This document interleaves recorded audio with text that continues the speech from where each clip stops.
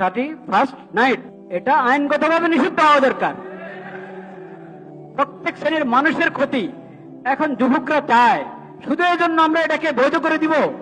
এটাকে আইনগতভাবে নিষিদ্ধ করা দরকার। যদি সরকার মানুষকে ওই পথে চালাতে দেয় যে পথে মানুষের ফায়দা, তাহলে এটা করবে।